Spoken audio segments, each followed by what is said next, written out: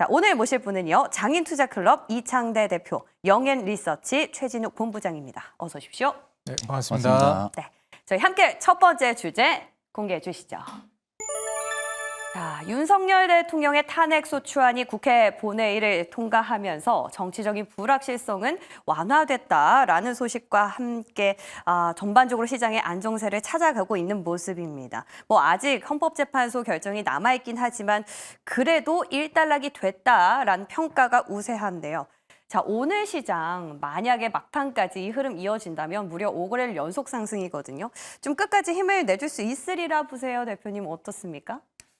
저는 증시 상승이 어느 정도는 좀 조정이 나올 수는 있을 것 같아요. 근데 네. 장기적으로는 좀 올라갈 것 같고요. 네. 지금 현재 미국에서 기준금리 인하 확률이 이번에 PPI 발표가 예상보다 좀 높게 튀면서 좀 브레이크가 걸리는 게 아닌가 이런 우려가 있기는 했는데 여전히 90%가 넘는 한 96% 정도 인하 확률이 나와주고 있습니다. 사실 기준금리 인하 확률이 이렇게 높게 나왔다는 것은 저는 장기적으로 결국 이 증권 시장으로 유동성이 계속 유입될 것이라고 보고 있기 때문에 어느 정도 좀 튈 가능성이야 있겠지만 이 장기적인 안목은 계속해서 긍정적으로 바라보시는 게 어떨까 생각이 들고요. 이 과정 안에서 단기 변동성을 좀 주의한다라는 거를 생각하면은 현금 확보만 좀 잘 해놓으시면 충분히 앞으로 좀 승산이 있겠다 이렇게 조언드리고 싶습니다. 장기적으로 보자. 자, 지금 사실상 우리 시장을 이끌어가는 주체들이 같이 힘을 내줘야지 장기적으로 상승 이어질 수 있을 것 같은데요. 보시면은 외국인은 여전히 시장을 외면하고 있는 상황이고 그나마 기관 소포 그리고 개인이 오랜만에 매수에 나서주고 있습니다. 자, 이렇게 봤을 때 결국 시장을 이끄는 주체는 어느 쪽으로 좀 진단을 하고 그들을 지켜봐야 될까요, 본부장님?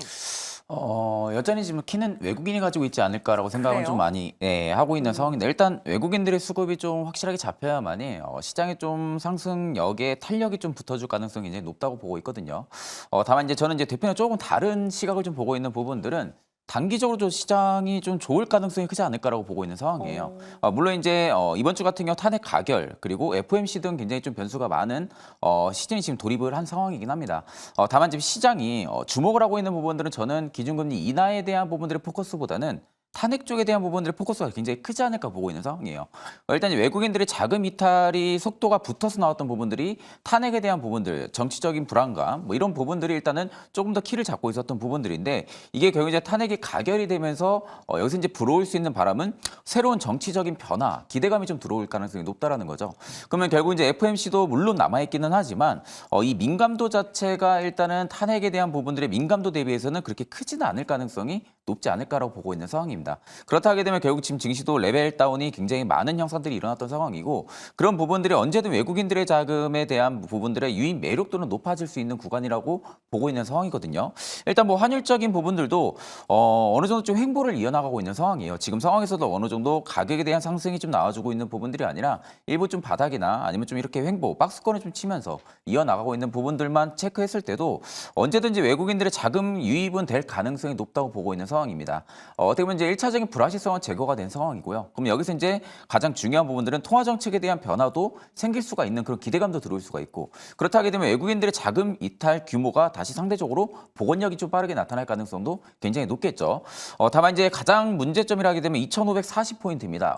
여기 이제 코스피가 2,540포인트를 확실하게 넘어준다고 하게 되면은 일단은 그 유입에 대한 속도는 좀 붙어줄 가능성이 높다고 보고 있는 상황이고 만약 2,540선의 문턱에서 다시 저항을 맞는다고 하게 되면 일부 이제 낙폭이 크게 나오진 않겠지만 어느 정도 좀 쉬어가는 흐름들이 나올 가능성은 높겠죠. 그렇기 때문에 저는 오히려 코스피의 2,540포인트가 가장 중요하지 않을까 그렇게 보고 있는 상황입니다. 네, 지금 두 분 말씀 종합해 보면 한 분은 단기적으로 급등을 할 것이다. 한 분은 장기적으로 보자. 결국 우리 증시 다 좋아질 것이다라는 굉장히 희망적인 말씀을 주신 것 같아요. 자, 그럼 말씀 앞서 잠깐 힌트를 주셨는데 환율이 안정세를 찾아가고 있습니다. 오늘도 장중에 보니까 1,430원 선까지 내려왔어요. 1,428원까지 지금 내려왔거든요. 이거 좀 더 내려가리라 보세요? 아니면 앞서 말씀해 주신 통화 정책에 따라서 약간 좀 변동성 아직 남아있다고 보세요? 제가 답변 드리면 네, 될까요? 네. 일단 이제 환율 같은 경우에 전 단기적으로는 어느 정도 안정될 거로 보고 있습니다. 오. 근데 이제 중요한 것은 우리가 좀 앞을 내다봤을 때 이 리스크 요인이 아직 남아 있는 게 저는 미국이 현재 거품이 끼는 단계로 접어들고 있다라고 생각이 들어요. 원래 이제 주변국들로 기준금리 인하를 시작하면서 낙수 효과를 봐야 하는데 이게 어떻게 보면 이제 벽을 세워놓고 그 낙수 효과를 주변국들이 보지 못하게 미국이 독식하고 있는 구조가 현재 상태입니다. 이렇다라고 따졌을 때 결국 전 세계의 돈이 미국으로 흘러들어오고 있고 원래 이제 약달러로 가야 될 흐름인데 강달러를 오랜 시간 그리고 더 높게 유지하고 있는 현상이 지금 벌어지고 있어요. 결국 이 거품은 언젠가는 깨지게 되고요. 그렇게 됐을 때 지금 당장 미국이 조정이 나온다는 건 아니겠지만 이 거품 단계에 들어서는 과정 안에서 조정이 한 차례 뭐 크게 나오던 혹은 적절히 나오던 간에 나올 가능성이 있다고 봅니다. 결국 그렇게 되면 이 미증시가 조정이 나올 때 전 세계가 모두 또 타격을 받게 될 텐데 글로벌 불경기이기 때문에 이게 더 크게 타격을 받을 거예요. 그리고 그 과정 안에서 어차피 모두 불경기인데 전 세계적으로 미국이 타격을 받으면 전 세계는 도민으로 더 크게 타격을 받으니까 아마 그때 수급이 미증시로 한 번 더 흘러 들어갈 가능성이 있습니다. 그때 미증시가 살짝 조정이 나오는 타이밍에 환율이 한 번 더 튀거나 좀 불안해질 가능성이 저는 있다라고 보고 있고요. 이런 리스크를 우리가 좀 인지를 하고 가야 된다라고 저는 생각을 하고 있습니다. 그래서 저는 단기적으로는 이제 기준금리 인하 확률이 굉장히 높기 때문에 환율이 좀 안정되는 구조로 가다가 추후에 한 번 정도는 튈 가능성이 있다. 그래서 이 리스크를 우리가 염두에 두고 매매를 이어나가야 되겠다. 이렇게 좀 조언드리고 싶습니다. 맞습니다. 이게 지금 환율은 미국만 해도 상대적으로 조금 애매할 수 있는데 여기 이번 주에는 또 일본은행의 통화정책 결과가 나옵니다. 물론 세간에서는 이번엔 금리 인상 안 할 것이다 라는 의견들이 더 많습니다만 만약에 또 시장은 또 예상치 못한 것에 크게 반응을 하기 때문에 그렇게 된다면 또 엔캐리 청산에 대한 불안감이 휩싸일 수 있거든요. 진짜 어려운 구간인 것 같아요, 이번 주가. 자, 이런 상황에서 두 분은 어떻게 전략을 세우실지 궁금해요. FOMC 인하에 대한 안도감이다. 혹은 엔캐리 청산에 대한 불안감이다. 본부장님은 어떤 쪽에 베팅하시겠어요? 저는 일단 전자 쪽에 베팅을 할 것 같아요. 안도감. 네, 일단은 시장이 그만큼 레벨 다운에 대한 부분들이 민감도를 많이 보여줬던 상황이고요. 일단 뭐 환율 부분들도 물론 지금도 부담감이 있는 그런 위치이긴 합니다. 다만 이제 중요한 부분들은 이 부담감이 있는 위치에서도 레벨업에 대한 부분들의 제거성, 레벨업에 대한 부분들의 어떻게 보면 좀 재료가 나와줄 수 있을 만한 부분들이 일단은 제거가 된 상황이죠. 그러다 보니까 일단 어느 정도 환율 부분들도 저는 오히려 눌릴 가능성도 좀 높지 않을까라고 보고 있는 상황이에요. 그렇다 하게 되면 결국에는 외국인들의 수급이 저는 가장 중요하다고 보고 있는데 저번 주 내내만 보게 돼도 외국인들의 지금 매도세가 한 2천억 원 미만으로 계속 잡히고 있는 상황입니다. 2천억 원 미만으로 잡힌다는 것은 앞전에 대규모로 매도했던 자금력에 대비해서는 굉장히 상당 부분이 많이 줄어든 상황이거든요. 줄어든 상황에서 일단 탄핵 가결이라는 재료 부분들이 일단 나와준 상황이기 때문에 어느 정도 시장의 안도감은 계속 들어와 줄 가능성, 거기에 또 FOMC라는 어떻게 보면 지금 기준금리 인하에 대한 부분들의 시장 전망치가 더욱더 높은 상황이다 보니까 여기 기준금리 인하까지 재료로 더해진다고 하게 되면은 지금 미증시와 어떻게 보면은 우리 국내 증시가 커플링 현상을 많이 보여준다고 했었죠. 네, 다만 일단 디커플링 현상을 최근에 좀 많이 보여줬었습니다. 그러니까 그런 부분들 일단은 정치적인 불확실성에 대한 요소 부분들이 너무나도 많이 껴져 있었던 부분들이기 때문에 일단 저는 미증시가 만약에 눌림이 나온다고 해도 이 눌림을 과연 지금 현 시점에서 국내 증시가 따라갈 수 있을까라는 저는 의문감이 좀 드는 상황이거든요. 그만큼 지금 과열 구간에서 이제막 탈출을 해줬고 여전히 시장의 지수라든지 기업의 지금 시가총액 대비해서 주가의 흐름들을 놓고 봤을 때는 여전히 저평가 매력도가 굉장히 높아질 수밖에 없는 구간입니다.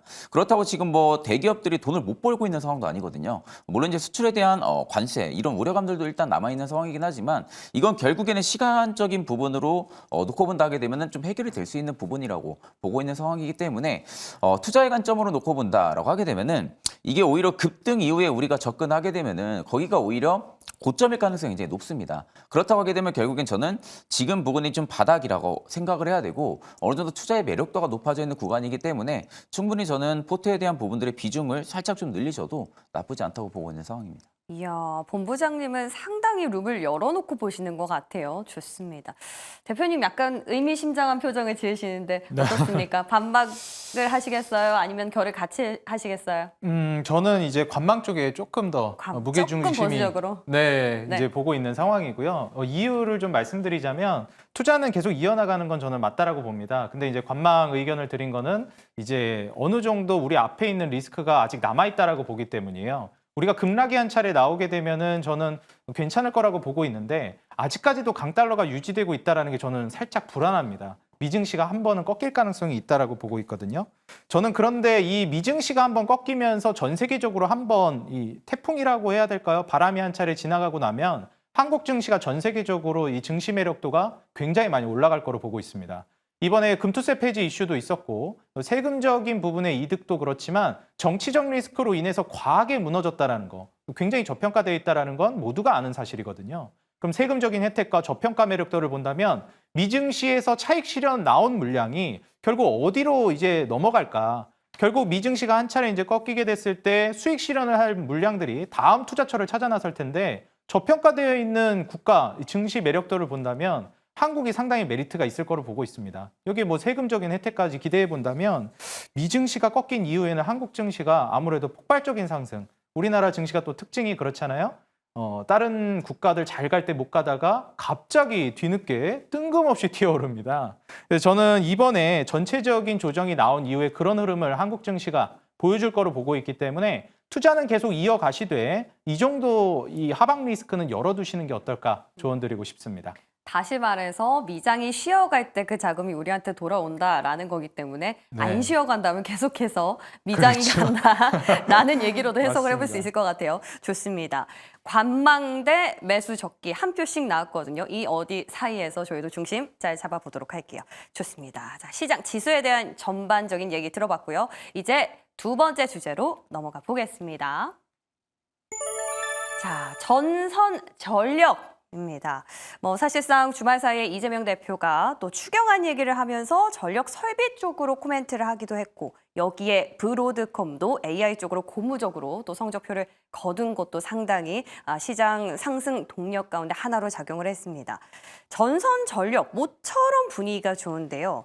자, 반도체 갈 때 전력 간의 커플링 다시 좀 시작이 되는 걸까요? 오늘장 움직이는 이유는 뭐라고 분석을 하세요, 대표님? 일단 전력 같은 경우에는 원래 한 차례 강력하게 모멘텀이 나왔었잖아요. 네.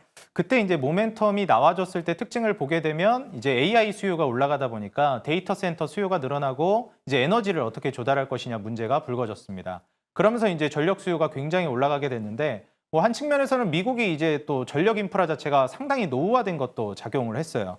근데 이제 여기에서 중요한 건 결국 AI라고 보여집니다. 미국 증시에서도 지금 AI 관련된 종목들, 소프트웨어, 하드웨어를 가리지 않고 정말 많이 슈팅이 나오고 있죠.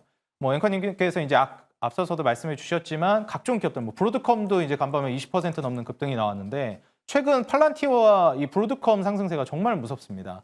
이런 점을 기반으로 따졌을 때 이 미증시와 우리나라가 사실 이 섹터라든지 업종 커플링이 많이 이루어지고 있다는 점을 감안해 보면 지금 우리나라의 이제 추경안이라든지 그리고 추가적인 미 업종 흐름을 따져봤을 때 상승세는 유지될 걸로 보고 있어요. 근데 이걸 신규 매수 진입 관점에서 본다라고 하면 저는 조금 늦었다라고 판단합니다. 그래서 추후에 인프라 관련된 업종들이 전체적으로 바람이 불어올 것으로 보고 있는데 전력 인프라 쪽에만 보시는 게 아니라 다른 쪽으로도 좀 눈을 다채롭게 돌려보시는 게 어떨까 조언드리고 싶습니다. 다른 쪽이라 하면 어떤 게 있을까요? 우리가 이제 남북 경협대를 떠올려 보면은 생각이 들 수 있는데요. 네. 우리가 그때도 뭐 전선주들도 갔지만 뭐 건설 기계나 뭐 시멘트나 이런 것들도 많이 갔거든요. 그래서 그런 쪽도 한번 같이 보시는 게 좋을 것 같습니다. 오, 좋습니다. 인프라 쪽을 전체적으로 같이 보자. 사실상 정책이랑 같이 엮여 있는 부분도 없지 않아 있기 때문에 현 구간에서 좋은 팁을 주신 것 같아요. 자, 본부장님. 네. 지금 뭐 어디까지나 가정이긴 하지만 만약에 국내에서 전력적으로 추가 예산이 확보된다면 앞으로 전력주 지금도 탄탄한 움직임 가운데서 더 갈 수 있는 추가 동력까지 생기는 걸까요? 제가 이제 대표님하고 좀 시각이 좀 많이 다른 것 같아요. 좋아요. 네. 저는 일단 전선 전력 쪽 같은 경우는 매수 적기라고 봅니다. 매수 적기요? 네. 저는 지금 구간에서도 충분히 매수가 가능하다고 보고 있는 상황이거든요. 네네. 그러니까 물론 이제 대표님 같은 경우는 어느 정도 눌림이 나오면 좀 매수 접근하는 게 맞다라고 보고 있는 상황인 것 같은데 저는 일단 이제 전선 전력기기 같은 경우가 앞서서 이제 대표님 말씀하신 것처럼 대부분의 지금 수혜를 충분히 받을 수밖에 없는 그런 섹터의 특징적인 이유를 좀 가지고 있는 부분들이거든요. 일단 이제 추경안에 대한 부분들이 전력망에 대한 부분들의 예산이 좀 확충이 된다라든지 하게 되면은 당연히 뭐 전력기기 쪽에서는 수혜가 좀 충분히 될 수밖에 없는 상황이고 또 브로드컴 급등에 대한 부분들도 지금 일부 반사 수혜를 또 받고 있는 상황이고요. 또 여기 이제 미국 같은 경우 노후화된 이 전력기기에 대한 부분들이 지금 교체 사이클까지 같이 맞물려 있는 상황이거든요. 그렇다고 하게 되면은 결국엔 전력기기에 대한 부분들의 사이클이 조금 더 강할 가능성이 높다라고 생각을 하셔야 되지 않을까라고 보고 있는 상황입니다. 그러면 결국 지금 시점에서 AI 쪽에 대한 부분들 폭발적인 성장 부분들은 우리가 실적을 봐도 충분히 알 수가 있었던 부분들이고 그러면 결국 AI 쪽이 커진다라는 것은 데이터 센터에 대한 부분들의 확충도 계속해서 나와줄 수밖에 없다라는 거죠. 그러면 데이터 센터 같은 경우 전기 먹는 하마라고 일명 이제 그렇게 이야기를 많이 불리고 있는 상황인데 데이터 센터가 계속해서 확충이 된다고 하게 되면은 그에 따른 전력량에 대한 부분들의 소모성도 굉장히 많아질 수밖에 없는 상황입니다. 그러다 보니까 미국 같은 경우도 지금 해저 케이블에 대한 전력망 특별법을 지금 또 통과를 시키려는 그런 이야기들이 나오고 있는 상황이죠. 그러면 결국 전력망에 대한 부분들이 확충이 미국의 지금 선도적인 위치에서도 계속해서 증가를 시켜주고 있다라는 부분들은 실질적인 국내 전선주들 같은 경우도 충분히 수혜를 받을 수밖에 없지 않을까라고 보고 있는 상황입니다. 일단 지금 실적 부분들이 반영이 되고 있는 시즌들은 아니에요. 물론 이제 모멘텀, 기대감은 현재 살아있는 상황이긴 하지만 여기서 빠른 시일 내에 실적에 대한 부분들까지도 효과를 나타내준다고 하게 되면은 아마 주가는 그 먼저 반응을 해서 움직여줄 가능성이 굉장히 큽니다. 그럼 우리가 시기적으로 놓고 본다 하게 되면 6개월 선 반영해서 먼저 차트가 움직여준다고 하게 되면은 내년 한 중순 정도가 될 가능성이 높은데 내년 중순의 실적 부분들이 전력기기 쪽에 잡힌다라고 하게 되면은 결국 주가에 대한 부분들의 훈풍은 계속해서 좀 불러올 가능성이 굉장히 높다라는 거죠. 그렇기 때문에 저는 오히려 전선주들 같은 경우는 지금 자리도 굉장히 좋다고 보고 있는 상황입니다. 그래서 내가 이제 전선이나 뭐 전력, 기기 케이블 쪽에 지금 어느 정도 현금 비중, 어느 정도 일부 섹터에 대한 부분들의 비중이 낮다고 하게 되면은 일부 현금성 자금을 이쪽 섹터에 조금 비중을 높이셔도 나쁘지 않을 거라 보고 있는 상황입니다. 네. 아무래도 두 분 다 전력 전선에 대해서는 긍정적으로 보시긴 하는 것 같은데 다만 앞서 우리 대표님 같은 경우에는 워낙 고점에 대한 어떤 부담이 있을 수 있기 때문에 약간 눌렸을 때 들어가자라는 포인트셨던 것 같아요. 자, 그러면은 전력 쪽에서 아마 마지막 질문 될 것 같은데 해저 케이블 얘기가 많이 나오고 요즘 이와 관련된 기업들의 시세가 많이 튀고 있습니다. 자, 근데 제가 지금 좀 보니까요. 전력이나 전선 쪽보다는 조금 눌려있는 기업이 많아서 해저 케이블 관련해서는 대표님 어떻게 보시는지 궁금해요. 일단 해저 케이블 같은 경우에도 저는 강세를 많이 보일 거라고 생각을 하고 있어요. 어찌됐건 결국 이제 같이 연결되면서 갈 거라고 보기 때문에 결국 해저 케이블 관련주를 본다라고 하면 여러 가지가 있겠지만 저는 우량주 위주로 보셨으면 좋겠고 LS그룹주가 또 워낙에 우리나라에서 탄탄하게 입지를 구축하고 있기 때문에 LS그룹주 위주로 전체적인 수급 상황을 보시는 게 좋을 것 같습니다. 이 전력 인프라 관련해서 좀 보시게 되면 사실 우리가 HD 현대일렉트릭 가장 이제 대장주로서 평가를 해주고 있고 그다음에 이제 뭐 효성중공업이라든지 이런 종목들도 탄력적인 모습을 보여줬지만 LS일렉트릭 같은 경우에는 이 전선주들 중에서도 상대적으로 저는 좀 덜 가지 않았나 생각을 하거든요. 제가 봤을 때 LS그룹주는 이 시장에서 많이 좀 주목을 잘 못 받는 경향이 있는 것 같아요. 그래서 좀 조용한 강자다 이런 그룹으로 많이 좀 평가받고 있는 기업이기도 합니다. 그래서 해저 케이블 관련해서는 LS그룹주가 가장 저는 또 강력하다고 보기 때문에 HD 현대일렉이 전선 쪽에선 대장이라면 이 해저 케이블은 LS그룹주 쪽으로 한번 살펴보자 조언 드리겠습니다. 좋습니다. LS그룹주라면 뭐 일렉트릭도 있겠고 마린솔루션도 있겠고 이런 기업들 한번 눈여겨보도록 할게요. 좋습니다. 이렇게 해서 시장 정리 그리고 전선 전력에 대한 이야기까지 마쳤고요. 이제는 조금 더 세밀하게 종목단으로 내려가 보겠습니다. 오늘 사실은 뭐 어떤 섹터가 두드러지는 흐름이 있다라기보다는 개별 종목으로 튀는 경우가 좀 많은 것 같은데요. 그래서 오늘 먼저 유리기판 좀 질문을 드릴게요. 앞서서 이제 브롭트컴 말씀을 주셨지만 유리기판을 도입하겠다라고 밝혔는데 유리기판 사실 깨지기도 너무 쉽고 너무 먼 미래다라고 했었거든요. 근데 이거 진짜 현실화 가까워진 걸까요? 어떻게 보세요, 본부장님? 일단 유리기판 쪽이 지금 실적이 나와주려면은 시간이 오래 걸리긴 할 겁니다. 시간이 분명히 오래 걸리긴 할 것이고 그 도입에 대한 부분들을 시기적으로 놓고 본다게 되면은 굉장히 오래 걸릴 만한 부분들은 분명히 맞지만 일단 지금 시장이 움직여주고 있는 메타성을 놓고 본다게 되면은 일단 하나하나의 재료에 민감하게 많이 움직여주고 있는 상황이거든요. 물론 이제 브로드컴이 일단 유리기판을 도입을 시킬 수 있다라는 이야기에 대한 발언 부분들이 일단 유리기판 쪽에서도 지금 계속해서 수급이 잡히고 있다라는 것은 일부 미국 쪽에서의 중심적으로 나오고 있는 이 발언들의 부분들의 영향이 국내 경제에서 굉장히 강하게 반영이 되고 있다라는 거거든요. 물론 이제 유리기판 쪽이 저는 분명히 바뀌긴 할 거라고 봅니다. 지금 결국에는 AI 쪽이 계속해서 성장을 한다고 하게 되면은 그 열을 어떻게 보면 좀 감당을 할 수 있을 만한 그런 기판이 분명히 뜰 가능성이 높다고 보는데 현재로서는 플라스틱 쪽으로 지금 기판이 많이 유지가 되고 있죠. 그러면 결국 열이 가해지면 가해질수록 플라스틱은 변형이 생길 수가 있는 부분들인데 유리기판은 그 반대라는 거죠.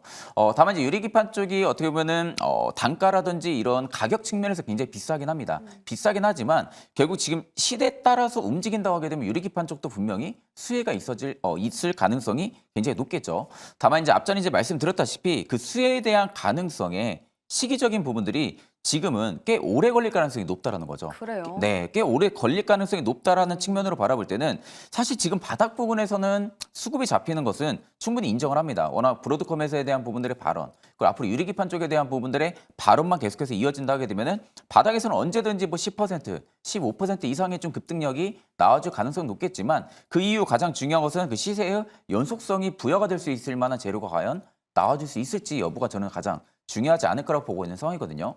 지금 뭐 국내 증시만 놓고 본다 해도 유리기판 쪽은 많이 빠진 게 아닙니다. 반도체도 많이 빠졌고요. 뭐 2차 전지도 많이 빠졌고 충분히 지금 단기간에 실적을 낼 수 있을 만한 기업들의 주가 레벨도가 많이 내려와 있는 상태죠. 그렇다 하게 되면 결국 유리기판 같이 이렇게 단기간에 이슈가 불러와가지고 수급이 일단은 잡히고 있는 상황이라고는 하지만 이 시세에 대한 연속성 여부를 측정을 해야 된다고 하게 되면은 지금은 조금 빠르지 않을까 그렇게 보고 있는 상황입니다. 야, 본부장님은 아직 유리기판은 꿈의 기판이다라는 점에서 굳이 유리기판 말고 더 밸류에이션 매력도가 높은 곳을 보자라고 하셨는데, 자, 근데 시장은 항상 기대감으로 선만형이 네, 또 그렇죠. 되잖아요. 이런 것을 또 어떻게 발맞춰서 갈 수 있을까? 그러면은 지금 이 시점에서 대표님, 네. 지금 오늘 장에선 피로틱스랑 SKC가 지금 대작으로 움직이다가 말씀해주신 것처럼 윗꼬리 달고 조금 힘이 빠졌어요. 역시나 일시적이라 보세요. 일단 유리기판 같은 경우에는 단기 슈팅이 좀 나온 것도 있고요. 저는 일단 중요한 게 이 섹터 자체에서 AI라는 그 큰 카테고리 안에서 이제 하드웨어에서 소프트웨어로 돈이 좀 많이 움직이는 모습을 보여주고 있다라고 생각합니다. 미국도 그렇고 우리나라도 그렇고요. 근데 다만 이제 AI 카테고리 자체가 워낙에 이제 크게 튀고 있는 모습이기 때문에 뭐 하드웨어에서도 주기적으로 계속 이제 튀고 있다라고 보여져요. 앞서서도 설명을 해주셨지만 유리기판 같은 경우에는 우리가 뭐 많은 AI 반도체 기업들이 있지만 왜 유독 또 주목을 받을까? 사실 앞서서 이제 얘기했던 전력 인프라랑도 연결이 되는 건데요. 이 전력 사용량을 줄이는 게 정말 최대의 난제로 꼽히고 있는 게 지금 AI 그 데이터 센터 문제입니다. 근데 전력 사용량이 이제 이 유리기판으로 가게 되면 한 절반 아래로 떨어질 거라고 얘기가 나오고 있어요.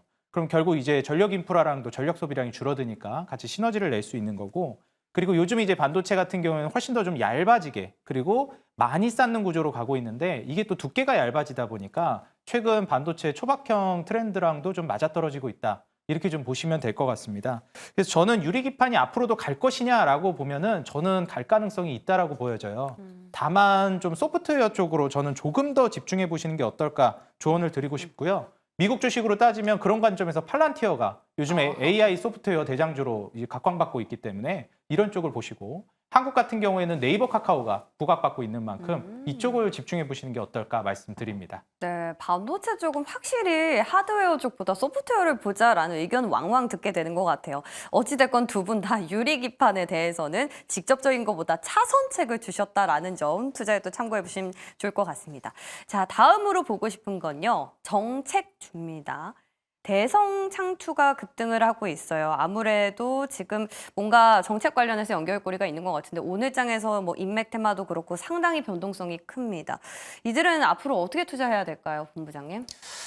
일단 창투사들 같은 경우는 사실 지금 재료가 그렇게 많은 상황은 아닙니다. 네. 정책적인 기대감을 일단은 불러일으킬 수 있을 만한 시기도 맞고요. 일단 지금 뭐 중소나 벤처기업 쪽에 특별자금에 대한 부분들의 지원 방안이 며칠 전에 나왔던 이슈이다 보니까 그 부분들이 결국 특별자금 기대감에 지금 창투사가 좀 움직여주는 것 같거든요. 그렇다 하게 되면 이제 지금 가장 대장으로 움직이는 게 대성창투인데 원래 보통 대성창투가 이렇게 강하게 움직여줄 때는 창투사들 관련주 중에서 가장 대장주 역할을 많이 했었습니다. 그러다 보니까 일단 특별자금에 대한 기대감이 일단은 지금 불러온 상황에서는 정책적인 어떻게 보면 좀 재료가 붙어준다고 하게 되면 결국 창투사 쪽에서는 대성창투가 가장 강하게 움직일 수가 있는 부분들이라고 생각은 하는데 사실 지금 일단 이 재료에 대한 부분들이 정책적인 부분들이 민감도가 많이 높은 것 같아요. 대성창투만 지금 움직이는 것만 놓고 봐도 지금 뭐 유리기판 쪽도 이야기는 나왔지만 오히려 유리기판보다 거래량의 대성창투가 압도적으로 높은 상황입니다. 오. 그렇다 하게 되면 결국 지금 상황에서는 정책적인 어떠한 발언이라든지 아니면 변화에 많은 시장이 주목을 하고 있다는 거거든요. 그렇다 하게 되면 결국 창투사들 같은 경우는 단기적인 접근은 가능하다고 봅니다. 그러니까 이제 어떻게 보면은 스윙 관점이라든지 중장기적으로 저는 투자에 대한 매력도가 많이 떨어진다고 보고 있는 상황이거든요. 다만 이제 단기적인 관점으로 놓고 본다 하게 되면은 일단 대성창투의 지금 급등력에는 분명히 눌림이 나와줄 가능성이 높지 않을까 그런 생각을 좀 많이 하고 있는데 일단 그런다고 하게 되면은 저는 5일선을 일단 이탈 안 해야 된다고 봅니다. 보통 이렇게 정책주들이 재료에 대한 부분들이 민감성을 받고 슈팅에 나와준다고 하게 되면은 5일선을 보통 이탈 안 하고 많은 주가의 급등력이 계속해서 나와주는 연출이 많은 상황이거든요. 그렇다 하게 되면 결국 저는 대성창투는 5일선을 일단 이탈 안 해주는 그 선에서는 창투사들의 어떻게 보면 좀 단기적인 자금 유입은 일단은 좀 지속적으로 될 가능성이 높지 않을까 그렇게 보고 있는 상황입니다. 정책주 가운데서 대성창투를 지금 저희가 대장격으로 여쭤봤지만 정책주들 관련해서 투자는 이렇게 해야 된다라는 조언 주신 것 같아요. 자, 근데 생각해보니까 대성창투는요. 비트코인 쪽으로도 엮이지 않습니까? 창투사들이 많이 엮이는데 네네. 비트코인이 또 마침 1억 5천만 원까지 지금 돌파를 했어요. 10만 달러 돌파했다는 게 엊그제 같았는데 자, 이거 관련주는 어떻게 보십니까, 대표님? 차라리 비트코인 바로 투자하는 게 더 나을까요? 사실 비트코인이 이미 많이 올랐기 때문에 부담돼서 그렇죠. 또 종목들을 보시는 분들이 많잖아요. 네. 그래서 지금 현재 비트코인이 앞으로 더 갈 것이냐를 놓고 보면 저는 결국 이제 공신력과 신뢰도가 중요하다고 보는데 미국에서 트럼프 이제 차기 대통령이 이미 공언을 했죠. 미국을 이제 비트코인 대통령이 되겠다 말씀을 했기 때문에 그런 과정에서 비트코인은 앞으로도 저는 공신력을 타고 많이 움직일 거라고 보고 있습니다. 그래서 뭐 하나투자증권이라든지 지금 대성창투라든지 여타 다른 종목들도 움직일 가능성이 있다라고 보고 있고요. 결국 우리가 비트코인을 바라보는 관점이 앞으로는 훨씬 더 시장 확대가 나올 가능성이 높다라고 보고 있고 결국 비트코인을 보유하고 있는 국가가 미국이 이제 또 상당히 위로 치고 올라온 모습이기 때문에 과거 중국이 많이 가지고 있을 땐 트럼프 대통령이 이렇게 우호적인 발언하지 않았거든요. 그런 관점에서 트럼프 정권에 들어서게 되면 비트코인을 어떻게 보면은 좀 이제 공식화하는 이런 과정으로 갈 가능성이 저는 훨씬 더 높다고 보고 있습니다. 그래서 비트코인 자체도 자체지만 관련된 종목들을 보실 때는 조금 더 리스크가 있다라고 보여져서 소액 정도는 투자해 볼 만하지만 과감하게 큰 금액을 투자하는 건 조금 조심하는 게 좋겠다 말씀드리겠습니다. 네, 역시나 보수적인 스탠스 주셨습니다. 좋습니다. 자, 끝으로는 저희 대왕고래 이야기 해보면서 마무리할 건데요. 내일 시추가 시작됩니다. 근데 재미난 건 원래 재료가 나오면 소멸됐기 때문에 주가가 빠지기 마련인데 정치 테마처럼요. 근데 대왕고래 쪽은 그나마 시추 그리고 대장이죠. 한국가스공사 필두로 소폭이지만 상승을 이어가고 있습니다. 뭐 어떻게 지금 해석을 해봐야 될까요? 이런 모멘텀들, 본부장님? 저는 일단 대왕고래 프로젝트에 지금 관련으로 움직이는 기업들은 조심해야 된다고 봅니다. 일단 해야 된다고요? 조심해야 된다고 저는 보고 있는 오. 상황이에요. 뭐 저번 주에도 말씀은 드렸지만 일단 단기적인 반등은 충분히 나와줄 수 있는 상황이긴 해요. 시추에 대한 이야기를 계속해서 나와줬던 부분들 그리고 이 재료에 대한 부분들이 시일이 앞당겨져 있는 상황이기 때문에 일부 기대감에 일단은 반등이 나와줄 수 있을 만한 위치이긴 합니다. 그만큼 낙폭도 굉장히 컸죠. 다만 이 반등 기조에 대한 부분들의 주가의 되돌림 현상이 끝까지 다 나오기는 다소 어렵지 않을까라고 보고 있는 상황이거든요. 그렇다고 하게 되면은 일단은 단계적인 반등을 줄 때 저는 물려 있으신 분들은 조금씩은 탈출할 수 있는 방안을 지금은 계속해서 생각을 해야 되지 않을까라고 보고 있는 상황입니다. 그러니까 한국가스공사 같은 경우도 지금 일부 내가 확실하게 좀 수익을 보고 나오려는 그런 투자 전략을 찾기보다는 내가 어느 정도 지금 주가에 지금 물려 있는지에 따라 가지고 이제 어느 정도 투자 방안이 달라질 수는 있겠지만 저는 일단 한국가스공사라든지 그 필두로 대왕고래 관련주들 같은 경우는 일단 저는 관망 아니면 일단은 체크 안 하시고 그냥 안 보는 게 좋지 않을까 그렇게 보고 있는 상황입니다. 네, 유일하게 보수적인 의견 주신 게 대왕고래였던 것 같습니다. 자, 이렇게 해서 오늘 저희 시장 점검부터 종목단까지 한번 쭉 훑어봤고요. 자, 이제 지금 현재 한 10시 30분 구간 지나가고 있는데 개인들은 매수 물량을 조금 늘려가고 있는 반면에 기관은 약간 방향성을 못 잡고 있습니다. 이런 시장에서 수급 주체들 동향 파악하고 이에 대한 전략은 어떻게 세워보면 좋을지 만나보고 오시죠.